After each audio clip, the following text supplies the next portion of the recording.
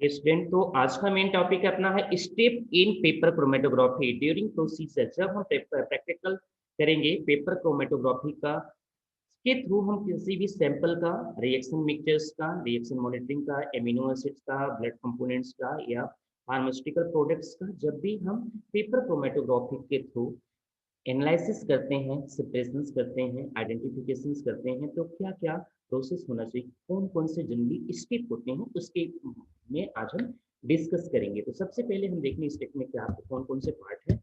इसके लिए step in paper chromatography sample mixture is applied on the piece of filter. Sample को हमने जो भी मिक्सचर्स को तैयार किया, अगर सपोज हमने प्लांट के पिगमेंट्स लिए हैं तो प्लांट के पिगमेंट्स को भी रेडी करते हैं। अगर हमने एमिनो एसिड्स लिए हैं तो एमिनो एसिड सैंपल को पहले रेडी करते हैं, उसके स्पॉट लेते हैं, तो कहते हैं applied to a piece of filter paper the edge of paper immersed in solvent and solvent move up the paper by the Kappa reaction and basic concept step include। अब आपका पेपर को पे हमने स्पॉट लगा दिया, अपने mixture के अंदर स्पॉटिंग कर दी। स्पॉटिंग करने के बाद अपने पेपर को सॉल्वेंट सिस्टम में मोबाइल फेज में इंसर्ट कर दिया। मोबाइल फेज उसके अंदर रन करता है due to the capillary reaction, जो उसका मैकेनिज्म होता है। कैपलरी रिएक्शन के थ्रू सॉल्वेंट हमारा डाउन टू अप की डायरेक्शन में मूवमेंट करता है। तो उसके लिए बेसिक कॉन्सेप्ट क्या है? फर्स्ट है selection of suitable filter paper and solid support. Main क्या प्रायोरिटी होनी चाहिए? सबसे पहले सुटेबल फिल्टर पेपर का यूज करें एंड सॉलिड सपोर्ट उसके अंदर क्या है, आप कौन से कंपोनेंट का सेपरेशन करना चाह रहे हैं। प्लांट का पिगमेंट्स है, प्लांट का स्ट्रिक्ट उसके अंदर ब्लड कंपोनेंट्स है, ब्लड के या तो आप बायोलॉजिकल प्रोडक्ट्स हैं, उसके लिए एमिनो एसिड्स हैं, किसी भी किसका आपको सेपरेशन करना है, उसके लिए suitable for the filter paper का सुटेबल कौन सा फिल्टर पेपर उसके लिए सुटेबल होगा उसको चूज करते हैं। एंड सॉलिड सपोर्ट, उसके अंदर हमारा सॉलिड सपोर्ट है, क्योंकि क्या होता है finally quality of cellulose paper with defined porosity, high resolution, negligible diffusion sample and favouring the good rate of movement of the solvent. इसलिए क्या होगा कि अगर अच्छी क्वालिटी का अगर सेलुलोज पेपर आपने यूज किया है तो उसकी porosity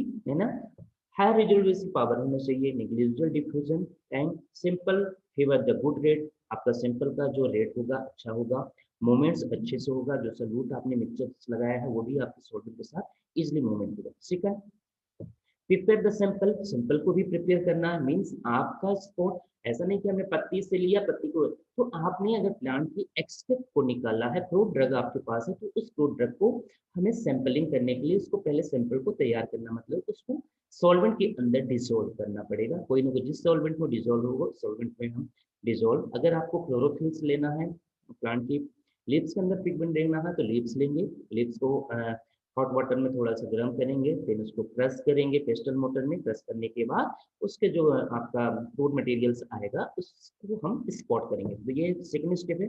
sample preparation include the dissolution of sample suitable solvent and with inert sample under the analysis में। ध्यान रखना है कि सैंपल एनालिसिस के अंदर इनर्ट। सेकंड है different combination of organic inorganic solvent में be use depend on the analytes. आपको कौन से एनालाइट का सेपरेशन करना है उसके लिए आपको डिपेंड करेगा कि ऑर्गेनिक और इनऑर्गेनिक सैंपल का सॉल्वेंट का मिक्सचर्स कौन कौन से है। मीन्स आपका मोबाइल फेस का सिलेक्शन किसके आधार पे करेगा? एनालाइट के मिक्सचर के। मीन्स अगर एनालाइट आपका नॉन पोलर है, सेमी पोलर है, किस तरह से उसके अकॉर्डिंग आपको सॉल्वेंट का सिलेक्शन करना पड़ेगा। मीन्स मोबाइल फॉर एग्जाम्पल है, अगर हमने ब्यूटेनॉल एसिटिक एसिड और वाटर के यूज करते हैं फॉर पेपिंग, अगर हमने एमिनो एसिड का आइडेंटिफिकेशन करना है, एक एग्जांपल की बात करते हैं, तो उसके लिए ब्यूटेनॉल एसिटिक एसिड और वाटर का यूज करते हैं। नेक्स्ट है ये डिफरेंट टाइप्स का प्रोसेस के लिए हमने देखा है, एक ये हमारा डायग्राम से इसमें स्नैपशॉट है, इसके अंदर देखा हमने प्लांट का पिगमेंट्स लिया है, एक पेट्री डिस्क के व्हीकल्स लिया है, दूसरा हमारा चेम्बर्स रखा हुआ है। चेम्बर्स के साथ साथ आपके यहाँ पे सीजर यूज किए हैं, पेस्टल मोटर यूज किए हैं, बीकर यूज किया है, आपका मेकिंग सिलेंडर। सेकंड हमारे ग्राफ में आपने देखा होगा कि हमारा जो पेपर्स यूज कर रहे हैं, आप सर्कुलर पेपर का भी यूज कर सकते हैं या तो रेक्टेंगुलर पेपर का भी यूज, डिफरेंट डिफरेंट पेपर का यूज करके थे। उसको पहले हम क्या कर रहे हैं, मार्किंग कर रहे हैं 1 सेंटीमीटर या 0.5 सेंटीमीटर को मार्किंग करने के बाद उसको हमने क्या किया है, सॉल्वेंट सिस्टम के अंदर डिप कर दिया। कुछ हमारा एसेसरीज हैं जो हमारे ड्यूरिंग द प्रैक्टिकल्स के लिए हम यूज करेंगे, और सैम्पलिंग करने के लिए हम कंप्लीटिव्स यूज करेंगे। अगर पेपर को अभी हमको टैग करना है उसके लिए थ्रेड यूज करेंगे। अगर सॉल्वेंट सिस्टम को हमने बीकर की या कवर करेंगे उसके लिए ग्लास ग्लास यूज कर सकते हैं। और मार्किंग के लिए हमेशा अलग यूज है पेंसिल का यूज करते हैं। ये कुछ हमारा ड्यूरिंग द प्रैक्टिकल्स की तरफ ये चीजें हमें कवर मिल सकती है। सेकंड है कि आप देख सकते हैं टीएलसी चैम्बर्स में कौन कौन सी टीएलसी चैम्बर का यूज करते हैं। ठीक है, टीएलसी चैम्बर्स रखा। उसके बाद स्प्रेइंग एजेंट का, अगर आपने पेपर लिया है उसके लिए आप स्प्रेयर की यूज करते हैं, डिफरेंट डिफरेंट स्प्रेयर, तो स्प्रेयर को यूज कर सकते हैं। निटेल सिरिंज रखी हुई है, पेपर्स रखे हैं, और कुछ हमारे सॉल्वेंट सिस्टम बने हुए हैं, कुछ हमारे स्निप्स रखे डायग्राम्स। उसके बाद सेकंड स्टेप क्या होगा, थर्ड स्टेप का saturation of tank. Tank saturation बहुत ही जरूरी है। मींस आपने अगर इथाइल एसीटेट, ब्यूटेनॉल या ग्लाइसिलिक एसिड, ब्यूटेनॉल और वाटर का सैंपल लिया है या मतलब सॉल्वेंट लिया है, तो सॉल्वेंट को सबसे पहले इंपॉर्टेंट करना सैचुरेट होने। मींस आपको सॉल्वेंट को पहले अपने सैचुरेटेड सिस्टम के अंदर डालना है। डालने के बाद आपका, जैसे अगर मान लीजिए हम लार्ज टैंक यूज कर रहे हैं, बिग साइज के टैंक यूज कर रहे हैं, तो आपको 20 100 ml कितनी क्वांटिटी का सॉल्वेंट है, तीनों सॉल्वेंट उसके अंदर डाल देना। दिन डालने के बाद सॉल्वेंट सिस्टम को क्या करना है, कवर करना बहुत जरूरी है। क्योंकि जैसे सॉल्वेंट सिस्टम को आप डालते हो या ट्रांसफर करते हैं किसी भी कंटेनर के अंदर, उसके अंदर वेपर्स निकलती है। वेपर्स निकलती है तो वेपर्स क्या करती है, अपने एटमॉस्फेयर पर एक प्रकार का प्रेशर, अगर उसको ढक देते हैं, कवर कर देते हैं, तो प्रेशर अप्लाई करती है। उसको क्या बोलते हैं, वेपर प्रेशर। तो आपको ध्यान रखना है कि वेपर प्रेशर जो वेपर सॉल्वेंट से निकलती है, अब वेपर किससे निकलेगा, अगर यहाँ पे नॉन वोलेटाइल सब्सटेंस भी यूज कर सकते हैं, वोलेटाइल नेचर की भी यूज करते हैं। तो आपने देखा होगा कि सॉल्वेंट अगर खुला छोड़ देते हैं तो उसको वेपर्स बाहर निकलती है। अगर हम सिस्टम को क्लोज करते हैं तो वेपर्स क्या करती है, वो बाल में जाकर के टकराने के बाद फिर से अपने स्टेट पे आ जाती है। उसी स्टेट को क्या बोलते हैं, इक्विलिब्रियम स्टेट। मतलब फर्स्ट है solvent go to the vapour state and vapour state again converted to the liquid state, या अगर हम वाटर यूज कर रहे हैं वाटर के फॉर्म में आ जाए तो उसको इक्विलिब्रियम। तो यहाँ पे सैचुरेशन होना, सैचुरेटेड टैंक का बहुत जरूरी है। क्योंकि अगर सैचुरेशन आप टैंक का नहीं करते तो आप जो सोल्यूट यहाँ पे देख रहे हैं स्निप चार्ट में डिफरेंट डिफरेंट डायग्राम्स में, आप अगर फिल्टर पेपर्स के अंदर यूज करते हैं या अपना प्लेट को टीएलसी प्लेट भी यूज कर रहे हैं उनके साथ करते हैं, तो आपका जो सॉल्वेंट का मूवमेंट होता है वो फास्ट मूवमेंट्स नहीं होता। सेकंड में कभी कभी क्या होता है, एक साइड में ज्यादा हो जाता है, एक साइड में कम। इसलिए सॉल्वेंट सैचुरेशन को सैचुरेशन करना बहुत ही जरूरी है। Inner wall of the tank drape with the filter paper. उसके साथ साथ आपका अगर मान लीजिए स्पेरिकल शेप का यूज कर रहे हैं, तो सबसे पहले क्या करेंगे, एक फिल्टर पेपर सेम साइज का फिल्टर पेपर लेंगे। फिल्टर पेपर को उसके साइड इंसर्ट कर देंगे पहले फिल्टर, क्योंकि जो उसके एज होते किनारे जो होते हैं, किनारे पे क्या होता है वो पूरा कवर हो जाए। क्योंकि आपका सॉल्वेंट जब रन करता है तो उसमें एजिंग इफेक्ट ना हो, पूरा सॉल्वेंट एक यूनिफॉर्म में बराबर। तो आपको फिल्टर पेपर्स में चाहकर उसको यूज कर दें, बेटर रेजोल्यूशन के लिए जरूरी है। Sample preparation and loading next है हमारा सैंपल, कि सैंपल प्रिपरेशन हुआ तो कितना सैंपल और मैं कितनी क्वांटिटी का सैंपल आपको प्लेट में अप्लाई करना। मतलब आपकी जो पेपर्स यूज कर रहे हैं सिमिलर साइज का, कितना बड़ा साइज का पेपर यूज कर रहे हैं और कितने स्पॉट आपको लगाना, ये जरूरी होता है। इसको बोलते हैं sample preparation and loading. Solid sample use dissolve in suitable solvent. अगर आपके पास सैंपल सॉलिड है तो सॉलिड सैंपल को डायरेक्ट अप्लाई नहीं करना है पेपर के अंदर, पहले उसको क्या करना है, डिजोल्व करना है आपको। इसमें क्या अंदर डिजोल्व करना है, सॉल्वेंट के। सैंपल 2 to 20 माइक्रोलीटर्स का added the baseline of the spot. आपने देखा जो स्पॉट किया था उसके पहले बेसलाइन बना लेते हैं, बेसलाइन के अंदर मार्किंग कर लेते हैं, उसके अंदर हम यूज करते हैं spot use micropipette and dry to prevent the diffusion. Micropipettes use करते हैं और स्पॉट लगाने के बाद ध्यान रखना है कि स्पॉट को सूखने देना, ड्राई होने के लिए कुछ तरफ करते हैं। Air dry to prevent the diffusion, जिससे डिफ्यूजन को रोका जाए। डिफ्यूजन आपको ने भी देखा है कि डिफ्यूजन कौन सा फिनोमेना होता है कि कंसंट्रेशन पे डिपेंड कर देता है और हायर कंसंट्रेशन से लोअर कंसंट्रेशन की ओर चला जाता है। इसलिए यहाँ पे क्या करते हैं कि माइक्रोपिपेट से जब भी स्पॉट लगाते हैं उसको ड्राई होने, सूख देने, सुखाना है। यानी कि आपने गीला लगाया और तुरंत प्लेट को आपके सोडियम सिस्टम में डालिए, तो इससे क्या होगा, डिफ्यूज हो जाता है। तो यहाँ पे ध्यान रखना है कि स्पॉट करने के बाद each sample should be dissolved in a pure solvent. Make about 1% solution, relieve 1%, 0.01 gram sample 1 gram solvent. Less than 1 milliliter of the solution will be needed for the experimental work. Then dissolved sample will be spotted on the paper. तो इस तरह से solution करें। Touch the tip of the clean drawn out capillary. अब ध्यान रखना procedure है कि उस चीज को फॉलो करना है, प्रैक्टिकल्स में भी यही आपको procedure. Touch the tip of the clean brown and capillary. आप कैपिलरी यूज कर रहे हैं तो उसकी टिप को, है ना, जैसे क्लीन टिप को simple and let about 3 mm simple right into the tube.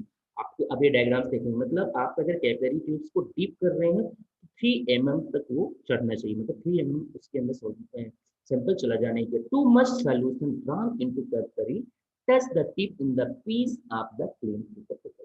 आप जो फिल्टर पेपर लाए हैं टिप करेंगे, आपने टिप को डिप कर दिया, इसके बाद उसमें अप्लाई करने के बाद तो क्लीन आपका सरफेस होना चाहिए पेपर को, पेपर में भी कोई भी डस्ट या कंटामिनेशन नहीं होना चाहिए। ये देखिए श्रृंखला मैंने काफी टाइम से इसको आज यही टाइम कर रहा था, तो ध्यान से बना रहा था आपको सिखाने के लिए कि बताने के लिए किस तरह से आपको ध्यान रखना है ना। काफी टाइम से हमने इसको सर्च करके इस तरह से डायग्राम्स लाए हैं आपको कि आप अच्छे से सीखें। यहाँ पे देखेंगे सपोज अपन ने फिल्टर पेपर बोलता है, ये देखिए ये सैंपल है, सैंपल में हमने पेपर को कैपिलरी ट्यूब्स के टिप को डिप किया है, टिप को उसके बाद हमने अप्लाई किया है पेपर पे, पेपर के टिप को देखना तो पूरा हमारा केमिकल्स कितना जा रहा है, देखिए इस तरह से जाता है, उसके बाद हम इसको करते हैं। ये कुछ हमारी प्रोसेस है जिसको to spot the sample, touch the capillary to line on the chromatogram. Make sure the spot does not exceed 1 centimeter in the diameter. अब ये कहता अब मान लीजिए 2 3 4 5 डिफरेंट डिफरेंट के स्पॉट लगना है, तो उसके बीच का कुछ ना कुछ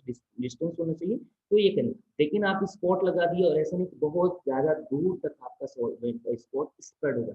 अगर स्प्रेड हो जाता है तो इस कंडीशन में क्या होता है, टेलिंग होती है, और टेलिंग होती है तो प्रॉपर RFID की आइडेंटिफिकेशन नहीं होता। More than one sample can be loaded into the single piece of the chromatography papers. Spot on the chromatograph should be 2 to 5 centimeter away from the edge of papers and from the each other. अब बड़ी size में अगर use कर रहे हैं तो इतना आप डिफरेंस, अगर छोटा पेपर यूज कर रहे हैं तो आपको मिनिमम डिस्टेंस को फॉलो करना। A large quantity of sample needed for the experiment, then is a provided application solution may be pre-spotted। अब आपका लार्ज क्वांटिटी, तो आप कभी-कभी ऐसा होता है एक स्पॉट लगाया, हो सकता है कुछ टाइम पे आपका केमिकल कॉन्स्टेंट्स नहीं है, अगर आपके केमिकल कॉन्स्टेंट्स जो ले रहे हैं अगर विजुअल है, दिखाई दे रहा है कि हाँ पेपर में लग गया, लेकिन मे भी हो सकता है इनविजुअल हो, आपने स्पॉट लगाया और आपको पता नहीं चल रहा है कितना स्पॉट, तो आप रिपीट 2 टाइम्स कर सकते हैं। एक बार आपने डिप किया पेपर से, जैसे आपने एमिनो से, तो एमिनो से जब भी अपन पेपर में अप्लाई करेंगे आपको दिखाई नहीं देगा, तो कैसे पता कि अपने पहले से फर्स्ट टाइम में आपने आपका सैंपल प्लेट में लग चुका है। तो इसलिए 2 से 3 टाइम्स आप रिपीट कर सकते हैं, लेकिन मिनिमम अमाउंट, यानी कि आपने डाल दिया पूरा स्प्रेड हो गया, फिर से डाला पूरा स्प्रेड हो गया, ऐसा नहीं, मिनिमम अमाउंट के सैंपल को आपको उसके अंदर स्पॉट करना है। So larger quantity of sample needed for the experiment, then is provided one application solution may be re-spotted when the original spot has died। मतलब ऐसा नहीं, अब डालना भी ध्यान से नहीं, एक स्पॉट आपने लगाया तो पहले उसको ड्राई होने देंगे, तब सेकंड टाइम उसमें लगाना। ऐसा नहीं एक बार लगाया अब वो गीला है फिर से उसमें लगा दी, तो उसमें क्या होगा, स्प्रेड हो जाता है। ध्यान रखना जब भी स्पॉट लगाएंगे, एक स्पॉट लगाने के बाद उसको ड्राई होने देना है, फिर से उसको री-स्पॉटेड उस पर कर सकते हैं। Apply the solution on the top of the first spot, but do not allow the diameter circular grow large than of the original spot. Repeat necessary along each step are dry before the next application. Next आता है development of chromatogram. आपने sampling कर लिया, अब plate को develop paper को develop करने chromatogram भी बनाना, मतलब सॉल्वेंट आपका सॉल्वेंट कहाँ तक रन हुआ है पेपर्स में, और आपके सल्यूट कहाँ तक रन हुआ है, कितना आपको डिस्टेंस एक प्रकार का क्रोमेटोग्राम पहले में बना। Sample loader filter paper dip carefully into the solvent not more than height 1 centimetre and waited until the solvent from reach edge of the paper sheet. Distance होनी, मतलब पेपर आपको इंसर्ट करेंगे रखेंगे, उसके बीच की डिस्टेंस कितना होना, यानी ध्यान रखना है कि जो जिस पोजीशन पे आपने स्पॉट लगाया है, आप सॉल्वेंट में जब डिप करेंगे तो आपका स्पॉट डिप करना चाहिए, फिल्टर पेपर के थ्रू आपकी स्पॉट तक सैंपल करना चाहिए। अगर आपने स्पॉट को डिप कर दिया है, मतलब जिस पेपर पे जहाँ पे स्पॉट लगाया है उसको आपने मोबाइल फेस के अंदर अगर इंसर्ट किया है पेपर और डिप कर दिया, तो नीचे की तरफ वो स्प्रेड हो जाएगा, फिर आपका सॉल्वेंट तो रन हो जाएगा, लेकिन कहाँ गया आपका स्पॉट वो पता नहीं कहेगा, तो नीचे चला जाएगा सॉल्वेंट पे। इसलिए ध्यान रखना कि आप पेपर जब रखेंगे तो जिस पोजीशन पे पेपर को आपने स्पॉट किया है उसको सॉल्वेंट सिस्टम में डिप नहीं होना, सॉल्वेंट सिस्टम से उसकी दूरी होगी। तो हाइट अगर जैसे हमने बात करें 1 सेंटीमीटर, तो आप अगर मान लीजिए ज़्यादा भर दिया है आपने, बहुत सारा सॉल्वेंट ले लिया है, तो आप पेपर डालेंगे तो डिप जाएगा, तो ध्यान रखना ये तो टैग कर दें पेपर, मतलब पेपर को पूरा डिप नहीं होने देना है, और स्पॉट जिस पोजीशन पे किया है वो तो कभी भी नहीं। After the prepping the Chapman, spot the sample, paper ready to develop. We are careful to handle the paper only the edge to prevent the contamination first, also leave the development chamber uncovered for that little time and possible to sustain saturated environment. हमने ये बोला जैसे मान लो आप paper को डाल रहे हो और उस टाइम पे तो ओपन करना पड़ेगा, ठीक है, इन्वायरमेंटल पे, लेकिन आप इन्वायरमेंट से इफेक्ट नहीं होगा, उसके बाद कुछ देर बाद उसको आपको कवर कर देना है, नहीं तो क्या होगा, इफेक्ट आ जाएगा। Initial the chromatogram should be suspended the chamber without touching the solvent. Initial the chromatogram should be suspended in the chamber without touching the solvent. Suspend the chromatogram. Thread a piece of string to a paper sleeve, no, paper clip. आप ध्यान रखना, paper clip at the top of it, है ना? Then the tape string the outside the chamber. Hold the chromatogram in the place. After the chromatogram has huge after the chromatograph has hung in the chamber 10 minutes and immerse the paper bottom is into the developing solvent. अब आपको देखिए कि paper जो है देख रहे हैं नीचे से सॉल्वेंट रन हो जाएगा, नीचे का जो बॉटम होता है फिर कितना टाइम पे आपका सॉल्वेंट रन कर रहा है क्रोमेटोग्राम को, तो कब तक उसके अंदर रखना है ये भी डिपेंड करता है, मतलब कितनी देर तक आपका पेपर को आपके सॉल्वेंट सिस्टम में रखना, ठीक है। ये देखना हमने इसमें से कुछ हमने स्नैपशॉट लिया, डायग्राम दिए हैं, इसके समझना। आपके डिफरेंट साइज के फिल्टर पेपर लिया, सपोज हमने ये पेपर लिया है इस तरह से, अब पेपर को अंदर डालेंगे तो पेपर क्या होता है, फोल्ड होने लगता है, मुड़ने लगता है, जैसे सॉल्वेंट रन हो जाएगा तो गीला होगा पेपर, तो हमको क्या करना है, आपको इसको टैग करना है, धागा लेना है ना, धागे से उसे बांध करके और पेट्री डिस्क से उसे कवर कर, दोनों तरफ धागा क्या होगा, टाई अप हो जाएगा, तो क्या होगा, पेपर हमारा बिल्कुल सीधा खड़ा रहेगा। नहीं तो क्या होगा, अगर पेपर को ऐसे टैग करेंगे तो पेपर जैसे जैसे गीला होता है तो उसमें क्या नीचे लचकना चालू हो जाता है। यहाँ पे आप देख सकते हैं, देखते हमने प्रोसेस पे इस तरह से डायग्राम क्रोमेटोग्राफ को कैसे बनाया देखा, ठीक है। पेपर डालेंगे, उसके बाद पेपर को निकालेंगे, निकालने के बाद पेपर को क्या करेंगे, अगले स्टेप में ड्राई करेंगे, ड्राई करने के बाद उसके अंदर स्प्रेयर एजेंट यूज करेंगे, अलग अलग डिफरेंट विजुअलाइजिंग एजेंट यूज करेंगे, यहाँ पे फिजिकल मेथड से केमिकल्स मेथड के यूज, तो ये इस तरह से आपका प्रोसेस है। देखिए देखिए आप इसमें भी और भी हमने डायग्राम्स लिए डिफरेंट डिफरेंट, ये हमारा पेपर से, इस पेपर के अंदर हमने स्पॉट यहाँ पे लगाया, उसके पेपर को अपन ने टीएलसी चैम्बर के अंदर ने पेपर क्रोमेटोग्राफिक चैम्बर के अंदर डाला है, ये देखिए इस तरह से इंसर्ट किया है। उसके बाद हमने स्पॉट इसको लगा, स्पॉट हमारा सॉल्वेंट के साथ रन करेगा, रन करने के बाद इसके अंदर different different free chemical constants हो, इस तरह से अपन केमिकल कॉन्स्टेंट्स को देख लेंगे। उसके बाद हमने आर एफ वैल्यू को चेक करेंगे, तो ये हमारा प्रोसेस। तो अब इस टेक्निक्स को रन करने के लिए 4 प्रकार के टेक्निक जनरली यूज करते हैं, 4 से 5 टाइप के। तो टाइप्स ऑफ पेपर क्रोमेटोग्राफी की टेक्निक्स कितनी है, टाइप्स हैं, अपन टाइप्स की बात कर रहे हैं, क्रोमेटोग्राफी टेक्निक्स के टाइप्स हैं। तो असेंडिंग पेपर क्रोमेटोग्राफी, सेकंड में है डिसेंडिंग पेपर क्रोमेटोग्राफी, इसके बाद होता है ascending descending paper chromatography, radial और circular paper chromatography, two dimensional paper. ये 5 टाइप्स के पेपर क्रोमेटोग्राफी को जनरली हम यूज करते हैं। इसके लिए हम इसके डिटेल जाते हैं टेक्निक्स में। तो फर्स्ट है ना, इसके पेपर क्रोमेटोग्राफी का टेक्निक्स है, उसी टेक्निक का हम यूज करके हम पेपर को सिलेक्ट, तो आगे हम ये हमारा प्रोसेस पूरा कंप्लीट डेवलपमेंट क्रोमेटोग्राम में टेक्निक्स यूज करेंगे। उस टेक्निक में आगे का immerse the paper, remove the tap of hold, spring the place, lower the bottom is paper into developing solution, making sure the spot do not touch the liquid spot करेंगे। Again tape the steering, secure the chromatogram को secure। उसके बाद removing the chromatogram को remove करेंगे, after the solvent form with half of the inch of the top paper, remove the chromatogram को remove करेंगे। First open the lid, lid को development chamber, then gently lift the steering chromatogram out of the chamber, show the handle the chromatogram only the side, carefully mark the solvent in front of the pencil end, allow the chromatograph to dry as well as ventilated means यहाँ पे जो हमने बताया है कि papers को निकालेंगे, उसके बाद मार्किंग करेंगे। यहाँ पे देखो ये सारी प्रोसेस है जो अभी हमने अभी बताया है, पेपर्स को निकालेंगे, स्पॉट को इस तरह से मार्किंग करेंगे। उसके बाद हमने कहा 4 टाइप्स का टेक्निक्स थे जिसके थ्रू हम रन करते हैं। फर्स्ट है असेंडिंग टेक्निक्स। असेंडिंग टेक्निक्स में आपको कुछ नहीं, ध्यान से रखना है कि आपका जो सॉल्वेंट होगा वो बॉटम से टॉप की ओर मूवमेंट होगा due to the capillary reaction. तो यहाँ पे असेंडिंग टेक्निक्स है, आपने इसमें देखो डायग्राम है, ये solvent travel up to the chromatographic both descending and ascending paper chromatography use the separation of organic and inorganic sample solvent move the upward। जब भी अपर डायरेक्शन में सॉल्वेंट को मूवमेंट होगा वहां पे क्या होगी आपकी असेंडिंग टेक्निक। सेकंड वन है डिसेंडिंग टेक्निक। डिसेंडिंग टेक्निक क्या होगी, टॉप से डाउन की ओर मूवमेंट होगा, development of chromatogram done by the allowed solvent table down to the paper. यहाँ पे देखेंगे फिल्टर पेपर यूज कर रहे हैं। देखिए दूसरे में ग्लास की ग्लास डॉट लेंगे, उसमें फिल्टर पेपर को राउंड ऑफ कर देंगे, ठीक है। और टैंक लिड्स इस तरह से देखिए, मोबाइल फेस टैंक। तो आप ऐसे हैं, पहले आपके एक पेपर के थ्रू मोबाइल फेस ऊपर की जाएगा और ऊपर से टॉप पोजीशन से हमारा सॉल्वेंट रख करता हुआ बॉटम की नीचे की ओर आता है। ये हमारा डिसेंडिंग टेक्निक है। ये देखिए डिफरेंट डिफरेंट ये डायग्राम से, इस डायग्राम से हमने रिप्रेजेंट करके बताया कि spot keep the top solvent from the down, paper from the above. अब आप देखिए टैंक है, टैंक के अंदर से फिल्टर पेपर यूज करेंगे, फिल्टर पेपर से सॉल्वेंट रन करते ऊपर जाएगा, ऊपर से टच होगा, टच होने के बाद आपने जो भी अबॉटमेंट पेपर यूज किया है उससे आपकी स्पॉट, देखिए स्पॉट यहाँ पे हमने किया, स्पॉट रन करता हुआ नीचे, ये आपका इनिशियल पॉट है और ये डाउन पर।